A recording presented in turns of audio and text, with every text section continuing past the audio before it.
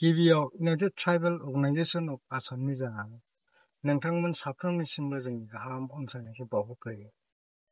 दिनैहाय जों United Tribal Organization of Assamआ Assam सरकारखौहाय Assam सरकारनि जिनाखि एक्सन जिनाखि सनापुरावहाय South Kamrup tribal belt and ब्लकनिफ्राय 100टा इलिगेल इनक्रोचारफोरखौ जायफ्रा ट्राइबेल नङै हारिफोरखौहाय इभिक्सन खालामदों बेखौ जों वेलकाम खालामो आरो जोङो बिथांमोननि बेबायदि खामानिखौ गुबुन गुबुन ट्राइबेल बेल्ट एन्ड ब्लकआवहाय कन्टिनिउ खालामनो थाखाय दिनैहाय बे ससियेल मिडियानि दारै जोङो खावलायो। दा खोथा जाहैबाय थिग बेबायदिनो जोङो जोंनि बे दानि बिटिसि सरकारखौ सालायनाय जोंनि मानगोनां लिडारफोर बिथांमोननिसिम जों खावलायनाय जोंनि बे बिटिसि ओनसोलावहाय 19टा ट्राइबेल बेल्ट एन्ड ब्लक दं आरो बेखौ जोङो केस गेलेयै गेलेयै अलरेडि 2 टाइम्स अर्डारखौहाय मोनबाय इभिक्सननि थाखाय। नाथाय लिस्टल' बिथांमोना इस्यु खालामनानै नटिसल' इस्यु खालामनानै बिथांमोना दिनैसिम मानि थाखाय इभिक्सन खालामनो हायाखै जोङो मिथिनो लुबैयो मानो नोंथांमोना दिनै बेबायदि इभिक्सनखौ खालामनो हायाखै।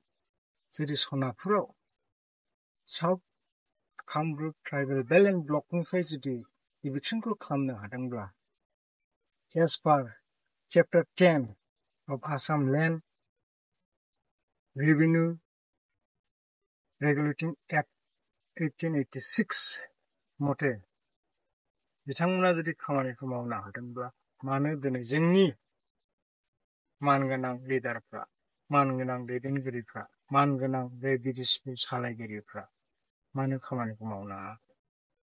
जोंनाथ' ओरैबायदि दङ माखासे नामखौ आं मेनसन खालामला माखासे गामिफोर दं चिरां डिस्ट्रिक्टआवनो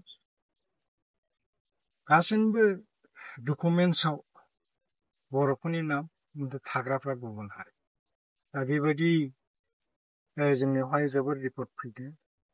दा गुबुनखौ हायालाबो जायफ्रानाखि बर'नि हायावहाय बर'नि लेन्ड पाट्टा थानाय नामजारि थानाय हायावहाय जबरदस्ति थागासिनो दं बिथांमोनखौ एटलिस्ट माबा मोनसे स्टेप लानानैहाय इभिक्सन खालामोब्ला जों बर' माहारिनि थाखाय बर' जाथिनि थाखाय बे मोनसे जोबोद नोंथांमोननि सरकारनि मोनसे बिराद गिदिर अबदान जागोन।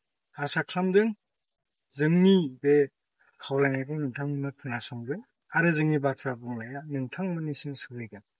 लोगोसे आं दिनैहाय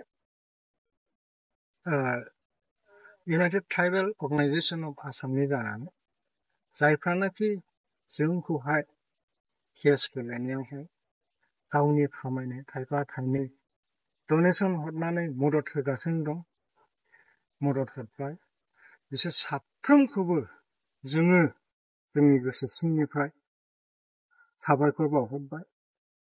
आसा खालामदों नोंथांमोना जि थांखि लानानै जोंखौहाय थाइफा थाइनै मदद हरबाय बे थांखियाव जों सहैनो हायो जेन गासैबो इलिगेल इनक्रोचारफ्रा खारनाङो थांनाङो बे ट्राइबेल बेल्ट एन्ड ब्लकआ जेन मुक्त इलिगेल इनक्रोचार जों खालामनो हायो।